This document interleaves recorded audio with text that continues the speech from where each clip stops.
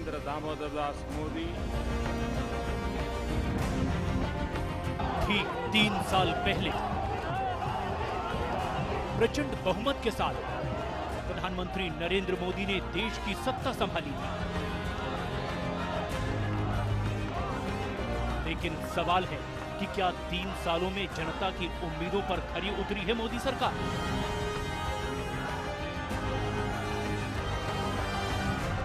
दम होना चाहिए भाई। एक फैसले पर काले धन वालों की नींद उड़ जाए।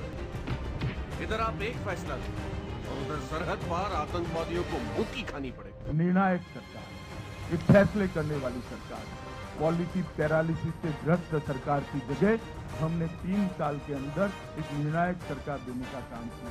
हमने आधार और जनधन अकाउंट के द्वारा लोगों को सीधे पैसे देना शुरू किया। 3 years of मोदी गवर्नमेंट, भाषण और आश्वासन, ये है मेरा शासन। तो अगले 1 घंटे अमीश देवगन के साथ जनता के मैं आपको पहले नमन करता हूं, और आपको नमन इसलिए करता हूं क्योंकि आप लोगों ने जिस प्रकार से मोदी जी पे भरोसा किया है और आप लोगों ने परखा है कि हां, एक वक्त 10 वर्षों तक ऐसा था। इन्होंने देखा देखा देखा देखा देखा बहुत सारा देखा देखा किया। मैं बता रहा हूं, हिंदुस्तान की जनता देख रही थी, मगर प्रधानमंत्री 10 वर्षों तक मिल नहीं रहा था। अचानक उन्हें प्रधानमंत्री दिखा है कि प्रधानमंत्री है, ये हमारा गार्डियन है, ये व्यक्ति है जो उंगली पकड़कर हमें आगे ले जाएगा। देखिए कुछ ये पिक्चर भाषण, ये राहुल गांधी बहुत पिक्चर देखते हैं आजकल, थोड़ा सा रुकिए। उपभोक्ता महंगाई दर 2014 9.46%, 2017 3.81%, औद्योगिक उत्पादन -0.10%, हमारे समय 5.2%। एक सेकेंड, मुझे पढ़ने की जरूरत नहीं पड़ेगी। Please please please. जनता जो भुक्तभोगी देखिए, बीच में मैं नहीं बोल रहा था, और मैं जानता हूं कि राहुल गांधी को पढ़ने की जरूरत नहीं पड़ेगी ना। पेपर पढ़ के नहीं इसको ऐसे ऐसे नहीं, राहुल गांधी को पढ़ने की जरूरत पड़ती नहीं है, ये हम जानते हैं। राहुल गांधी नहीं, राहुल जी ने राहुल को छोड़िए, राहुल को छोड़िए, राहुल को छोड़िए, मैं बोल रहा हूँ। देखिए देखिए रागिनी जी, मैं रागिनी जी नहीं, राहुल जी इस प्रकार से, राहुल जी आप एक रेस्पेक्टेड प्रवक्ता हैं, हम लोगों को एक मर्यादा में बात करनी है। आप 30 सेकंड 1 मिनट बोली, मैंने एक ऊँ की चू नहीं किया। अब किया, ये जब अनुमति है मुझे, दिख जाएगा किसको ज्यादा समय मिला है। ठीक, नहीं, मैं तो देखिए, मैं कंप्लीट कर लूं। जी, आप 20 सेकंड लीजिए, अपनी बात करिए, फिर रागिनी नायक आप अपनी बात कहिएगा। संबित गृह ऋण पर जो ब्याज था, होम रेट पे जो इंटरेस्ट था, 10.25% था। आप लोग सब, हम लोग सब मिडिल क्लास के हैं, मैं बता रहा हूं, हमने कम किया उसे 8.60% में। जीडीपी इनके समय अगर नए तरीके से भी देखा जाए, जो कैलकुलेशन होता है, 6.60% था, 7.10% पे आया। विदेशी मुद्रा भंडार डॉलर 303.7 बिलियन इनके समय, हमारे समय 372.27 बिलियन। अब रागिनी का टाइम अच्छी है और किसकी लकवा लगा हुआ था, पॉलिसी पैरालिसिस, कोई डिस्कशन नहीं हो पा रहा था, कोई निर्णय नहीं हो पा रहा था। रागिनी को बोलने दीजिए। क्यों बोल रहे हैं? आपने बोलिया, अपने आंकड़े दे दिए। बोलना क्यों है? बोलेंगे। अच्छा, देश को खत्म भी करेंगे और बोलेंगे भी, ये तो कमाल है। बोलने नहीं दिया जाएगा। रागिनी बोलिए। कहीं भी नजर आती नहीं है कोई दरार। दीवार पर सिखाइए राहुल गांधी को, और तो कुछ कर नहीं सकते। दीवार पर चिपके हैं इतने इश्तेहार की नजर आती नहीं कोई दरार। अखबार में हमने भी पढ़ा, हम भी देख लेते घर इधर आती बाहर। चाहिए जिसका इश्तेहार चिपका हो। अब बोलने दीजिए रागिनी को बोलने दीजिए, अब दीजिए 30 सेकंड। तो ऐसे बताइए, आप भी मेरे साथ यही कर रही थी। जैसे ये पेपर में पढ़ रहे थे, अखबार में आप भी पढ़ेंगे, लेकिन जो बदलाव आता है वो वस्तुतः आप स्वाभाविक रूप से महसूस करते हैं। 2-3 चीजें बता दूं। तो लोग उत्तर प्रदेश में ऐसे ही वोट दे रहे थे क्या? काला धन जुमला हो गया, अच्छे दिन हो गए गले की हड्डी, और 2 करोड़ नौकरियां बदल गई रोजगार के अवसर में। यह है लीपापोती सरकार। अब मैं राकेश सिन्हा और घनश्याम तिवारी और तस्लीम लेवानी की बात में राकेश सिन्हा, शुरुआत आपसे करते हैं। देखिए, इस सरकार के ऊपर सबसे बड़ा एक आरोप लगता है कि ये सरकार आरएसएस का एजेंडा चलाना चाहती है, सिर्फ और सिर्फ डिवाइड एंड रूल का काम करना चाहती है, और इस आरोप के पीछे आप पर सारी उंगलियां उठ जाती है, यानी आपसे मेरा मतलब आरएसएस संघ पर है। देखिए, अगर 35 करोड़ टॉयलेट बनवा देना और बाहर जाकर भगवत गीता प्रेजेंट करना और इस देश की सांस्कृतिक विरासत को याद करना यदि संघ का एजेंडा है तो यही संघ का एजेंडा आगे 100 साल तक चलता रहेगा। मैं दूसरी बात कहना चाहता हूं कि ये मैं आंकड़ों में नहीं जाना चाहता हूं, आंकड़ों पार्टी के प्रवक्ता बताएंगे। ये युग परिवर्तन है। 70 साल से वही जो औपनिवेशिक दास्ता की चल रही थी। गार्डियन अखबार ने एक बहुत महत्वपूर्ण 18 मई 1914 को 2014 के एडिटोरियल लिखा, जिसमें कहा finally Britishers have left India. अंततः ब्रिटिशर्स चले गए। 2014 तक ब्रिटिशर नेहरू जी के, राजीव गांधी के, राहुल गांधी के बेस में विद्यमान थे। ये बड़ा आरोप है आपका। मैं बता रहा हूं। आप दीजिएगा, मैं एक्सप्लेन कर दूं फिर दीजिएगा। आप घबराते क्यों? आपको बोलने की पूरी आजादी है। जी 20 सेकंड लीजिए राखी। जब लालू जी चारा घोटाला करने वाले लोग भी आज नरेंद्र मोदी पर प्रहार कर रहे हैं, राहुल गांधी जिनके पास 44 सीटें हैं और अराजकता क्या बात कर रही है। मैं इतनी एक लाइन में कहता हूं, अराजकता क्या है मालूम है?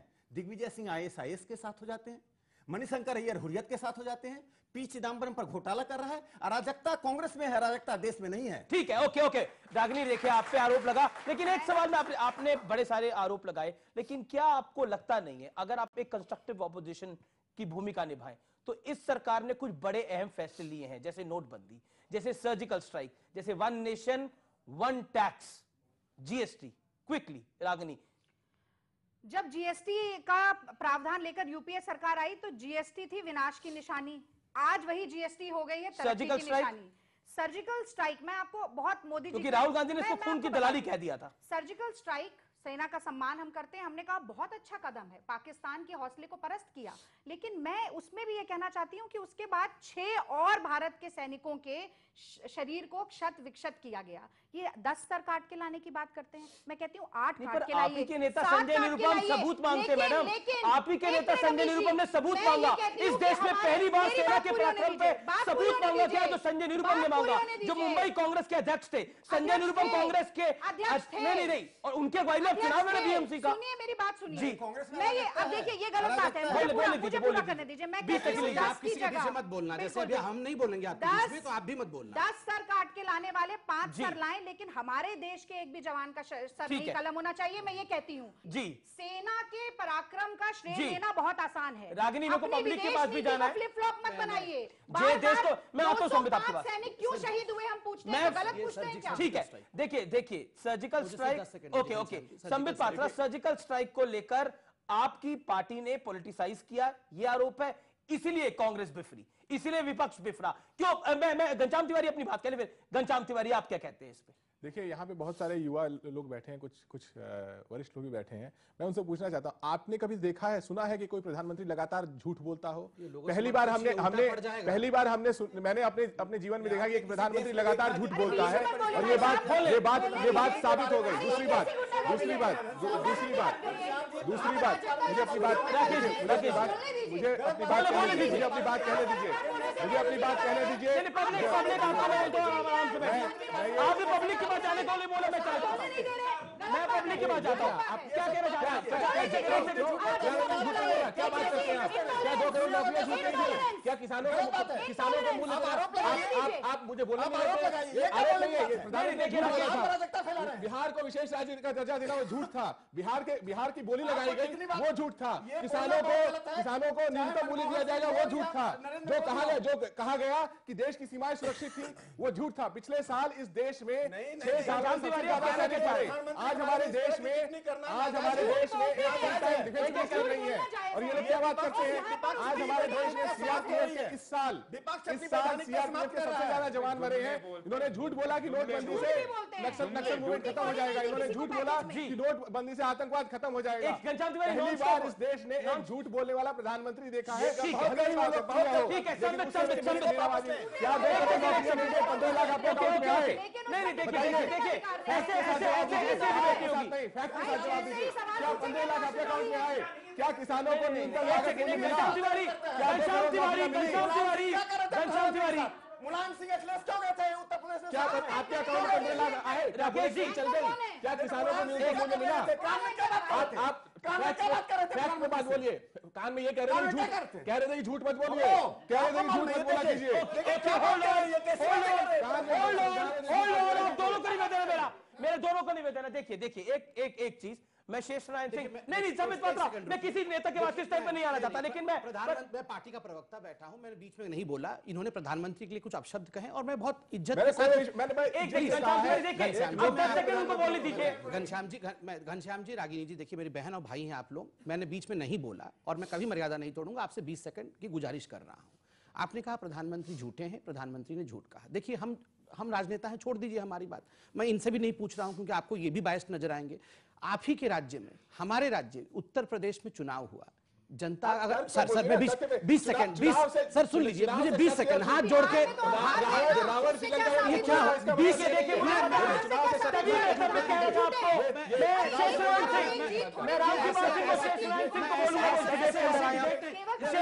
हम डिबेट तैयार, देखिए ऐसे डिबेट नहीं हो सकता है, ऐसे डिबेट नहीं हो सकता है, हम लोग आप रिलीव कर दीजिए, ये इतना चिल्लाएंगे अगर, देखिए 20 सेकंड नहीं क्या संदेश दे रहे हैं? देखिए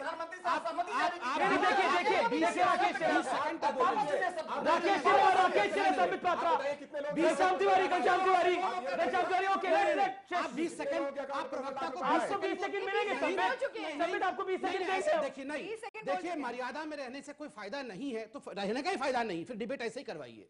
देखिए हम लोगों ने मर्यादा, मैंने बीच में आप 10 सेकंड लीजिए अपनी बात, कैसे लूंगा, ये चिल्लाएंगे। देखिए मेरी रिक्वेस्ट है आप दोनों से, ओके आप अपनी बात कह दीजिए। देखो पहली बात है, मैं बार बार कहना चाहता हूं कि प्रधानमंत्री के लिए वो झूठे प्रधानमंत्री आप कह सकते हैं, मगर जनता प्रधानमंत्री को कसौटी में नापती है और वो जानती है कि एक ऐसा प्रधानमंत्री, लोकप्रिय प्रधानमंत्री मिला है जिसकी नीयत पे एक तिल मात्र का दाग नहीं है। ठीक है, गरीबों का प्रधानमंत्री है, गरीबों। संबित पात्रा को मैं बीजेपी का सबसे बेहतरीन प्रवक्ता मानता हूँ। आज 3 साल पूरा होने पे सेल्फ गोल क्यों कर रहे थे तुम? जी उन्होंने कहा शाख पुल्लू बैठे हैं, आज ना वो बैठे थे। सुनो एक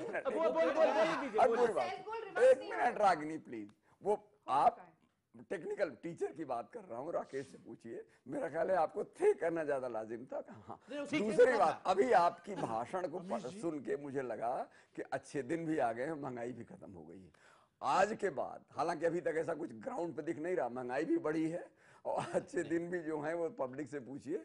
आज के बाद मैं आपको वायदा करता हूँ और रागिनी आपको भी कि आज के दिन हम ये कहने लगेंगे महंगाई खत्म हो गई है। मैं जो सब्जी मैं 20 रुपए में खरीदता था, जो 60 में मिल रही है, वो 60 नहीं है, वो 19 में मिल रही है। महंगाई खत्म नहीं हुई है, अच्छे दिन नहीं आए हैं इस पर। और दूसरा, श्रीनगर में जो हालात हैं वो बहुत बुरे हैं, उस पे आएंगे मेरे को ब्रेक के लिए। सहारनपुर में जो हालत है वो मुजफ्फरनगर का ग्रैंडफादर है। इस पर आपकी सरकार लखनऊ में भी है, दिल्ली में, इस पर नजर रखनी पड़ेगी। ठीक है, मैं एक अंतराल के लिए जा रहा हूं, और ब्रेक के बाद मैं वापस आ रहा हूं और ब्रेक के बाद इस चर्चा को हम आगे बढ़ाएंगे। और आर पार की टक्कर में आज मोदी सरकार के 3 साल पे ये सबसे बड़ा शो पब्लिक के बीच से, आवाम के बीच से आप इस समय लाइव और एक्सक्लूसिव देख रहे हैं।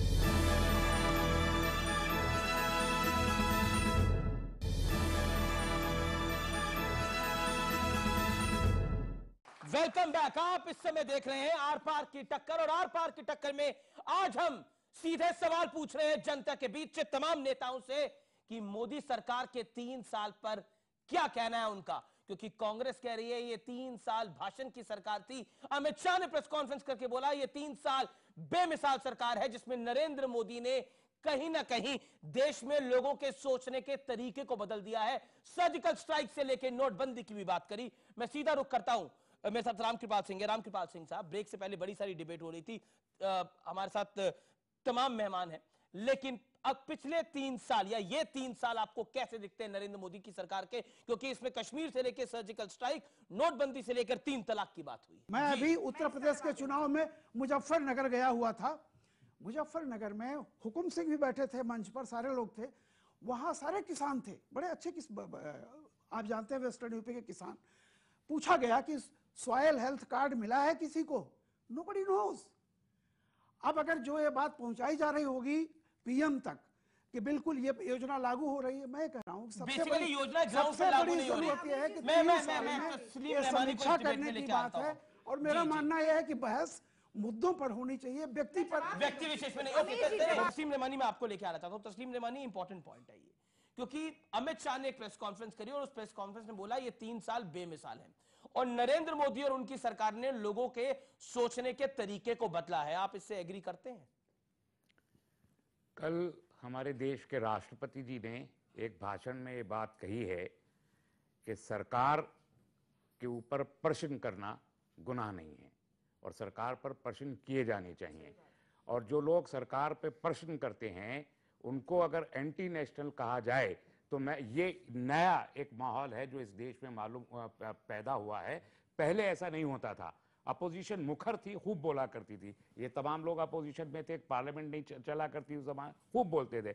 अब जब हम बोलते हैं अपोजिशन की हैसियत से खड़े होके तो हमको फौरी तौर पर एंटी नेशनल कहा जाता है। मैं रुक करता हूं संबित पात्रा का। संबित पात्रा, आखिर क्यों जो सवाल खड़ा करता है, जो तस्लीम रहमानी का आरोप है, उसको एंटी नेशनल करार कर दिया जाता है? ये मेरा सीधा सवाल आपसे। पिछले 3 साल के अंदर कभी अवार्ड वापसी गैंग आ जाता है वापस, कभी सवाल खड़े होते हैं इंटॉलरेंस के, और अब एंटी नेशनल के। देखिए ऐसा क्यों? ये 3 साल में ये भी बड़ा मुद्दा रहा है। देखिए, पहली बात तो है कि मैं महामहिम राष्ट्रपति जी ने जो कल गोयनका अवार्ड्स में उन्होंने भाषण दिया है और बिल्कुल सही कहा है कि सरकार को प्रश्न पूछिए, सरकार से कटघरे में खड़ा करिए। और बिल्कुल राकेश सिन्हा जी ने सही कहा, मोदी जी को तो 12 वर्षों तक कटघरे में खड़ा किया गया। हम कटघरे में खड़े करने से और प्रश्न पूछने से किसी को एंटी नेशनल कह दे, ऐसा कतई नहीं है। एंटी नेशनल वाला जो ये लेबल आता है, किसने कहा और क्यों कहा, ये समझने की आवश्यकता है। जब याकूब मेमन को फांसी सुप्रीम कोर्ट ने दिया, कुछ लोगों ने कहा कि Yakub Memon was hanged because he was Muslim, वो बहुत अच्छा था और मुसलमान था इसलिए उसको फांसी दिया गया। तो देश की जनता ने कहा ये तो राष्ट्रद्रोह है। उसके बाद जेएनयू में जब नारे लगे देश के टुकड़े होंगे, इंशाअल्लाह इंशाअल्लाह भारत तेरे टुकड़े होंगे, तो देश के लोगों ने कहा ये क्या हो रहा है, ये तो एंटी नेशनलिज्म हो रहा है, राष्ट्रद्रोह हो रहा है। उसके बाद जब एक बहुत बड़े राजनेता ने कहा मैं तो गले पे अगर छुरी भी रख दो तब भी मैं भारत माता की जय नहीं कहूंगा, तो लोगों ने कहा ये क्या हो रहा है, हिंदुस्तान का खाता है, हिंदुस्तान का सांस अंदर लेता है और बोलता है भारत माता की जय नहीं कहूंगा, तो लोगों ने कहा ये तो राष्ट्रद्रोह हो रहा है। और जब बुरहान वानी मारा गया तो एक बहुत बड़े नेता ने कहा बुरहान वानी को मार तो दिया है, अब भुगतो क्या होगा। सर्जिकल स्ट्राइक हुआ तो देश के एक बहुत बड़े नेता ने कहा ये तो खून की दलाली है, तो लोगों ने कहा ये तो राष्ट्रद्रोह है। रागीनाथ जवाब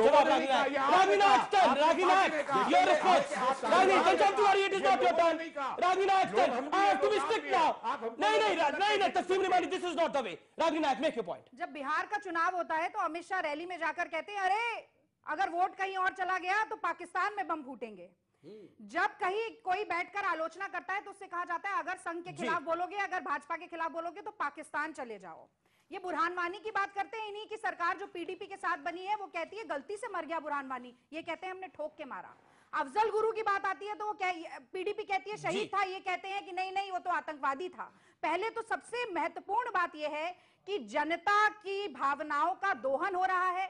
जब जोश, उन्माद और भावना के वेग पर सोच विचार चलता है तो कहीं ना कहीं विकास और राष्ट्रद्रोह नहीं। सवाल पूछना किसी भी मंच पर कभी राष्ट्रद्रोह नहीं हो सकता। जो ये कहे कि देश के टुकड़े टुकड़े कर देंगे वो राष्ट्रद्रोही है, लेकिन जो सवाल पूछे, जो मोदी सरकार के खिलाफ पूछे या मोदी जी के खिलाफ भी पूछे, वो कभी राष्ट्रद्रोही नहीं हो सकता। क्या ये इस बात से सहमति रखते हैं? नहीं पर घनश्याम तिवारी अभी जवाब सुनिए संबित पात्रा का, आपसे थोड़ी सवाल है। नहीं देखिए, आपको डिबेट की मर्यादा को मेंटेन करना पड़ेगा। संबित देखिए, मैं एक सवाल पूछ रहा हूं। जेएनयू में जब नारे लगाए गए मुझे बहुत कष्ट हुआ जब राहुल गांधी वहां जाके खड़े हुए और जेएनयू के युवकों को कहा, बिल्कुल ठीक कहा था, सीताराम येचुरी वहां खड़े हुए तो स्वाभाविक है तो अरे पकड़े, जब कन्हैया को पकड़े आप, हाँ कन्हैया को पकड़ लिया, हाँ कन्हैया कैसे रो रहे थे, हाँ मेरा कन्हैया, हाँ मेरा कन्हैया कर रहे थे ना। जब कन्हैया को पकड़े जनता बैठी है, एक साल आपकी सरकार नहीं पाती है, उसी बतौर रहा हूँ उसी बतौर रहा हूँ। देखिए एक साल आप पकड़, अरे देखिए फिर जब कन्हैया, मैं जनता से पूछ रहा हूँ, जनता की बात करता हूँ। सवाल पब्लिक का सवाल। अब सवाल क्या है राजनीति? सवाल अरे इस पब्लिक को भी बोलने दीजिए। 2 साल बाद संबित पात्रा, राजनीनाथ इसी पब्लिक के पास आना है आपको झोली फैलाकर वोट मांगने के लिए। आएंगे तो जा रहे हैं, हम ही हैं, यही पब्लिक होगी। ये तो आपके अंदर ये अरे वो बोलने तो दीजिए, आप भी बोलने भी नहीं दे रहे। ओके बताइए सवाल क्या है? सवाल लिखी हुई है। संबित पात्रा प्लीज। मेरा सवाल रागिनी जी से है। मैम, कांग्रेस के टाइम पे इतने घोटाले सुनने को मिलते थे, 3 साल हो गए मोदी सरकार को, एक भी घोटाला अभी तक कोई आया नहीं। क्या कांग्रेस को सबक लेना चाहिए? एक और सवाल क्या आपको बताइए? संबित जी नहीं अभी क्या आप क्या कहना? मेरा सवाल आपसे है। मैं संबित से सवाल है आपका? जी हाँ। ठीक है, मैं संबित की बात वापस आऊंगा, पहले रागिनी नायक आप जवाब दे दीजिए। व्यापम घोटाला, छत्तीसगढ़ में 36,000 करोड़ का पीडीएस घोटाला, ललित गेट, ललित गेट। उसके बाद आपने देखा कि विजय माल्या 9,000 करोड़ रुपया बैंक का वापस देने वाले थे, नाक के नीचे से निकलकर चले गए। गुजरात में अनार पटेल का भूमि घोटाला। मैं आपको घोटालों की लिस्ट बता सकती हूँ। सुनिए, सीबीआई को इस्तेमाल करके आप विपक्षी दलों के नेताओं पर शिकंजा कसते हैं। घोटाले हो गए,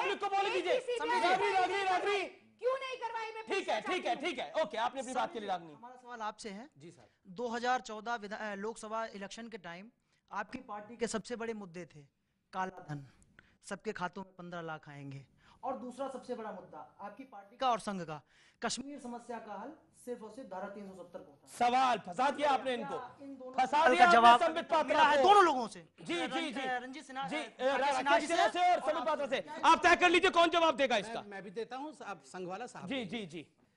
देखिए, जब 2-2.5 वर्षों तक सुप्रीम कोर्ट ने इनसे कहा कि आप एक एसआईटी बनाइए, नहीं तो हम इस पे कुछ एक्शन करेंगे, चिदम्बरम साहब ने मना कर दिया और एक चिट्ठी भी लिख के दी रिव्यू पिटीशन के लिए कि हम नहीं बनाएंगे। 2.5 दिनों के अंदर मोदी सरकार ने काले धन पर, काला धन भी इन्होंने इकट्ठा किया था, किनके पास था? इन्हीं का था सब काला धन, सब काला धन तो वही रखा हुआ है 10 जनपद में। उसके ऊपर इन सारी प्रावधानों का ज्ञान नहीं था जब वो मंच पर। देखिए, काला धन है तभी परेशान है, वरना परेशान नहीं होती। हमें जवाब नहीं है, 15 लाख का जवाब क्या है, धारा 370 का जवाब क्या है? रागिनी, आप इनको बचने का मौका देती है। धारा 370 में बताइए ना क्या करेंगे, बताइए। काला धन और धारा 370 पे क्या करेंगे? देखिए, 15 लाख मिलेंगे, इनकी जेब में नहीं मिलेंगे, बता दीजिए। 15 लाख वाले बोलो। हाँ बिल्कुल, 15 लाख। अब जैसे 15 लाख का डेवलपमेंट होगा, एक व्यक्ति के लिए इंफ्रास्ट्रक्चर बनेगा, वो 15 लाख का ही होगा। और क्या होगा? ना, एक व्यक्ति के लिए उतने अमाउंट। अरे आप लूट के यहाँ पे शांति से नहीं बैठेंगे, पकड़ने वाले चुप रहेंगे। ये फेयर तरीका नहीं है डिबेट करने का। तस्लीम रहमानी बताएं। नहीं, अब आप आरएसएस की लगता है कि तस्लीम रहमानी या नहीं कर पाएंगे। तो दीजिए, देखिए, आर्टिकल 370 जाएगा, उसके पहले देश से कंसेंसस चाहिए। 3.5 जिलों में जो आतंकवादी हैं मुट्ठी भर, जो कहते हैं कश्मीर जल रहा है, उस पर मिलिट्री ऑपरेशन को के लिए क्या देश में कांग्रेस तैयार है? समाजवादी पार्टी तैयार है? जिस दिन 370 आपका इलेक्शन मैनिफेस्टो है, आप कंसेंसस कैसा चाहते हैं? आप 17 रियासतों में आपकी सरकार है, आप लोकसभा में ताकत में। मैं ब्रेक ले लेता हूं क्योंकि यहां इस डिबेट के अंदर हंगामा बरपाने की पूरी कोशिश है, लेकिन ब्रेक के बाद अगले दौर में हम बात करने वाले। बार बार सवाल यह खड़ा होता है कि इस सरकार में तुष्टीकरण की राजनीति को खत्म कर दिया है या तुष्टीकरण की राजनीति को विखंडित कर दिया है। आर पार की टक्कर में ब्रेक के बाद इसी सवाल पर होंगे तमाम जवाब।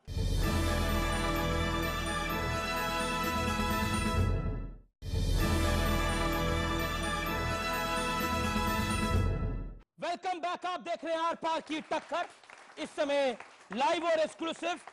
और हम सीधा, मेरे साथ पैनलिस्ट हैं डॉक्टर संबित पात्रा भारतीय जनता पार्टी से, रागिनी नायक कांग्रेस से, आरएसएस से राकेश सिन्हा, तस्लीम रहमानी साहब मेरे साथ हैं, और मेरे साथ समाजवादी पार्टी के नेता प्रवक्ता घनश्याम तिवारी भी स्टूडियो में बने हुए हैं। लेकिन इस दौर में मैं पब्लिक के पास चलता हूं और उनके सवालों को उठाता हूं। आपका सवाल क्या है, आपका पॉइंट क्या है, क्या कहना चाह रहे हैं? मेरा सवाल संबित पात्रा जी से है।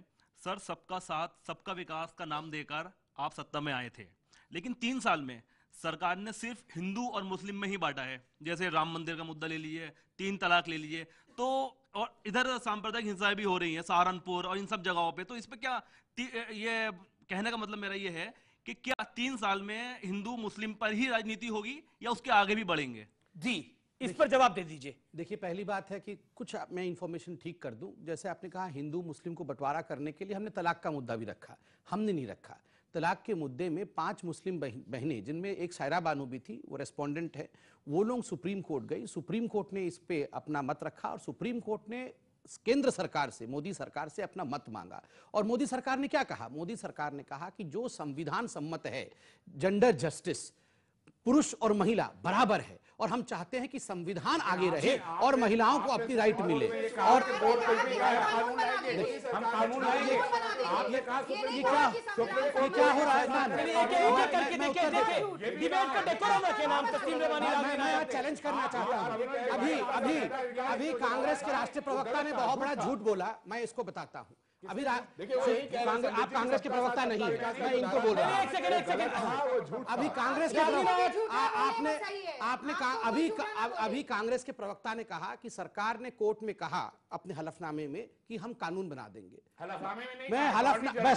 बस तो सरकार ने कहा बताइए, सरकार ने कहा फिर सरकार ने कहा हमने कहा, आपने बताया सरकार ने कहा, आपने कहा सरकार ने बोला हम कानून बना देंगे। आप बताइए, आपको आपकी बात का जवाब क्या आपके कैसे मिलेगा जवाब? 3 साल में आपके वरिष्ठ नेताओं ने भी बयानबाजी की है हिंदू मुस्लिम पर, तो आपने उसमें भी उन पर भी कोई कार्रवाई नहीं की? कोई बयानबाजी नहीं, कोई बयानबाजी नहीं हुई है। और दूसरी ये जवाब दे, उनको हटाया नहीं गया, बताइए। मेरे तरफ से ये जवाब दे देंगे और ये दोनों जवाब दे देंगे। इनका एक मंत्री का जवाब दे सकता हूं। तस्लीम रहमानी, देखिए, ट्रिपल तलाक के मामले में कपिल सिब्बल जी ने और all India Muslim personal law board ने कहा कि महिलाओं की बुद्धि पुरुषों से कम होती है। हमारी पार्टी इससे सहमत नहीं है। ठीक है, महिलाओं की बुद्धि पुरुषों के बराबर है। राहुल गांधी कांग्रेस मानती है कि महिलाओं की बुद्धि कम है, बताइए। मेरा सवाल आपसे है, तस्लीम रहमानी, रागनी से सवाल है। तस्लीम रहमानी आपसे है कि राहुल गांधी मोदी जी के सामने कभी नहीं ठहरते, तो क्या 2019 में उनका मुकाबला कर पाएंगे? कांग्रेस में उनके अलावा कोई बेहतर विकल्प नहीं है? ये बड़ा सवाल है। 2019 में राहुल गांधी क्या नरेंद्र मोदी का मुकाबला कर पाएंगे? क्योंकि अभी तक आपकी पार्टी के अंदर भी सहमति नहीं है कि राहुल गांधी आपके प्रेसिडेंट बनेंगे नहीं बनेंगे। हमारी पार्टी में जो पार्टी का आंतरिक मामला है वो सबकी सर्वसम्मति के साथ ही होगा। वही कह रहा हूं, सहमति और कांग्रेस को राहुल जी के नेतृत्व पर पूरा भरोसा है। बहुत बढ़िया। एक मिनट मुबारक हो। महिला प्रधान पार्टी है, मुझे बात तो करने इंदिरा गांधी, सोनिया गांधी, उसके बाद प्रियंका गांधी। निवेदन है, मुझे बोल लेने दीजिए। मिठाई उठाई मंगाइए। देखिए, कोई एक हार नहीं, देखिए अब let Ragini make a point. कोई एक हार और कोई एक जीत अंतिम नहीं होती है। कांग्रेस पार्टी सड़क से लेकर संसद तक देश की जनता के लिए काम करेगी, 2019 में भी करेगी। और आप कितने भी विषाक्त अपने आक्षेप करिए, कटाक्ष करिए, हम ये मानते हैं, एक मिनट, हम ये मानते हैं कि संत न छोड़े संतई, कोटिक मिले असंत। ओहो, राहुल संत राहुल गांधी संत, बिल्कुल नहीं बोल लेता, मैं ही बोल लेता। ओके, 10 सेकंड नीचे चलेगा। महिला की बात कर रहे हैं, गिवर 20 सेकंड। ओके, तस्लीम रहमानी मुझे बोलने दीजिए। तस्लीम रहमानी जी, कांग्रेस पार्टी कौन चलाएगा? ये कांग्रेस के कार्यकर्ताओं पर छोड़ दीजिए, आप अपनी सुध लीजिए। मैं ये कहना चाहती हूँ, ज्यादा कार्यकर्ता तो आप जितना आप बिलो द बेल्ट पर बात करेंगे, जितना आपकी पूरी पार्टी जो है वो विलीन हो चुकी है बीजेपी में, और उतनी मजबूती। अच्छा, मैं घनश्याम तिवारी से पूछ लेता हूँ, आपकी सहयोगी पार्टी है, उनको भी तो कुछ बोलने दीजिए। साइकिल चला रहे हैं, बोलने दीजिए थोड़ा सा। एक मिनट, वो साइकिल चला रहे हैं 10 साल अगर यूपीए सरकार रही, मगर राहुल जी को बनाना है, राहुल जी को बनाना है, वो कुछ भी हो जाए। मैं तो इनसे कहना चाहूंगा, ठीक है रागिनी, अब आपको पूरा मौका मिल गया। नहीं, घनश्याम तिवारी की बारी। घनश्याम तिवारी, मैं आपसे बहुत सीधा सवाल पूछता हूँ। राहुल गांधी का साथ आपको उत्तर प्रदेश चुनावों में पसंद आया, लेकिन अखिलेश यादव ने ये खुद माना कि हमारी हार का कारण भी कांग्रेस पार्टी रही। अब राहुल गांधी को क्या आप अपना नेता मानने को तैयार है? यानी जो ये गठबंधन है, हालांकि अभी तो गठबंधन फिर टूटा पड़ा है। देखिए, नहीं बोले, सवाल उनसे। नेता जनता बनाती है और हम जनता जिसे भी नेता मानेगी हम उसे नेता। अरे आप अपनी बात करिए ना, अभी जनता के बीच में जा रहे हैं। कैसी बात करते हैं आप? सवाल मैं पूछ रहा हूँ कि आप राहुल गांधी को नेता मानते हैं, अपना नहीं मानते? आप कह रहे जनता बताएगी। नेता नहीं है ना, राहुल गांधी हमारे नेता नहीं है, नेता जनता बनाती है। गठबंधन के नेता है कि नहीं है, ये बड़ी बात होगी। राहुल गांधी कांग्रेस के नेता हैं, उसका जवाब आप कांग्रेस से लीजिए। अगर आप सरकार के 3 साल के ऊपर प्रतिक्रिया ले रहे हैं, ये हमारे नहीं, हमारे नहीं, नहीं, एक सवाल, एक तरफ कांग्रेस के नेता मणिशंकर अय्यर हुर्रियत से मिल रहे हैं, एक तरफ बीजेपी के अध्यक्ष कैप्टन गोगोई को सम्मानित कर रहे हैं। कंफ्यूजन पैदा कर रखा है, एफआईआर कर रही है, कंफ्यूजन क्रिएट कर रखा है। आप दो मुखी बातें करते हैं। वो पीडीपी की सरकार जो हुर्रियत कॉन्फ्रेंस से और जो हाफिज सलाउद्दीन से हाथ मिला के इजाजत लेके ये जो इलेक्शन में आई थी, उसके साथ बीजेपी सरकार बना रही है। और आज उसकी वजह यह है कि लोगों ने बीजेपी और अब कहीं फुल स्टॉप लगाना पड़ेगा अपनी बाड़ी पे, नॉन स्टॉप नहीं, उसके खिलाफ है। नहीं, तस्लीम रमानी आपने अपनी बात कही, थोड़ा इंटरप्रेट बोलने दीजिए। गोगोई जी ने जो किया है उसके साथ पूरे देश की चेतना खड़ी है। सिर्फ मणिशंकर अय्यर और कांग्रेस के 10 जनपद के लोग और रहमानी साहब जैसे लोग खड़े नहीं हैं। एक सुनिए, मैं अभी तो सुनिए,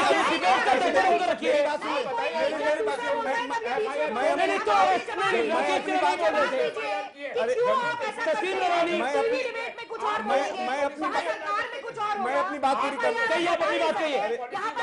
रवानी साहब आपकी आवाज नहीं आ रही, रुक जाइए, रुक जाइए, तस्लीम रवानी एक एक करके। आज पाकिस्तान के सामने एक विकल्प हो गया है कि अपना इन्वेस्टर वापस बुला ले, चूंकि मणिशंकर अय्यर के होते क्यों पैसा खर्च करे। ये हालत हो गई है कि इस देश के भी मैं तो मणिशंकर अय्यर कांग्रेस से पूछ के गए थे, कांग्रेस से मिलने के लिए, अरे उन्होंने गलत करा, उन पे कार्रवाई होनी चाहिए। बिल्कुल जवाब दीजिए सामने से। हाफिज सईद जैसे आदमी आप उसकी सरकार है, आप अपने उसूल पे बात करेंगे। आप हाफिज सईद के पार्टी के साथ है कि नहीं? आप हाफिज सईद की पार्टी के साथ कब तक नहीं? आप बताइए।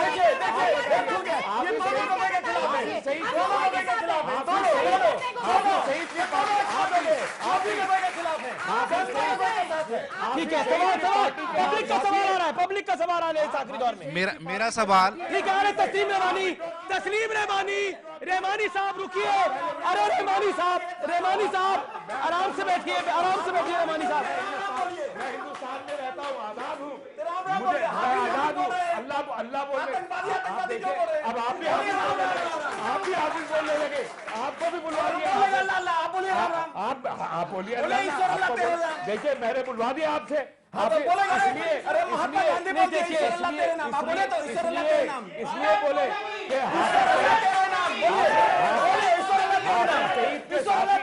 हाफिज सईद के साथी यहाँ आप कश्मीर की बात गांधी हो या कोई साहब भी हो, देश में रहने बोलना होगा, आपको बोलना होगा कि आप एक रुखी पॉलिसी चलेंगे या दो रुखी पॉलिसी चलेंगे। आप एक भाषण खत्म करिए। राकेश सिन्हा बिल्कुल आखिरी दौर है सब बातचीत का। पब्लिक के 2 सवाल लेने हैं मुझे। अब आपको बहन रागिनी नायक जी से। ठीक है। आप बना रहे, आप कोशिश कर रहे हैं बनाने की। रामकृपाल सिंह 30 सेकंड में अपना एनालिसिस दे दीजिए इस डिबेट का। मेरा मेरी सलाह है, सत्ता पक्ष को चाहिए कि वो उपलब्धियों का उत्सव बनाने में इतना मशगूल न हो जाए कि उसे जमीनी सच्चाइयां भूल जाए, एक बात। और विपक्ष को ये मोदी विरोध छोड़ करके एक नीतियों पर बात करनी चाहिए, एक बड़ी लकीर खींचनी चाहिए कि आप क्या बेहतर विकल्प इस देश के सामने ला रहे हैं। मुझे लगता है आने वाले 2 साल में अगर ये डिस्कोर्स, अगर पॉलिटिकल डिस्कोर्स इस तरफ जाएगा तो इसके बड़े राजनीतिक बड़े पूरी जनता को बहुत बड़े फायदे होंगे, हारे जीते कोई भी। 30 सेकंड। मैं असहमत हूं अपने पहली बार भाई रामकृपाल सिंह से कि 2 साल नहीं है, अब तो चुनाव शुरू होने जा रहे हैं 10 महीने बाद ऐलान शुरू हो जाएगा। दूसरी बात यह है कि जो पिछले 3 साल का जो कुछ भी है मोदी ने किया, देश को तबाह कर दिया, बर्बाद कर दिया, भीख मांग दी, सब कुछ आ गया। कांग्रेस पे क्या लाजिम नहीं था कि एक भी मूवमेंट, एक भी आंदोलन उन्होंने नहीं किया पिछले 3 साल में। बीजेपी के लोग महंगाई के खिलाफ रोज जनता, नहीं जवाब नहीं है, सवाल है। नहीं भूमि सुनिए, अरे कुछ नहीं सुनिए। अब ये महंगाई के खिलाफ आपने एक शब्द नहीं उठाया है पिछले 3 साल में। और इनके लोग, जब आपकी सरकार थी तो लड़कियां रोज थाली बजाती थी वहां। ठीक है, यानी कुल मिलाकर आज की बहस का निष्कर्ष बहुत साफ है कि विपक्ष नरेंद्र मोदी के आगे और उनकी सरकार के आगे कोई बड़ा विकल्प अभी तक नहीं 3 साल में खड़ा कर पाया है। और उत्तर प्रदेश और उत्तराखंड की प्रचंड जीत बताती है कि नरेंद्र मोदी की अगुवाई में, और रिसेंट के तमाम सर्वे कहते हैं कि नरेंद्र मोदी की अपनी लोकप्रियता काफी ऊपर है बाकी प्रतिद्वंदियों से। और नरेंद्र मोदी की मन की बात, जिस मन की बात की बार बार वो बात करते हैं रेडियो के जरिए, उस मन की बात को भी अच्छा खासा समर्थन मिल जाता है। तो फिलहाल आर पार की टक्कर में इतना ही। आप देखते रहिए नेटवर्क 18। नमस्कार।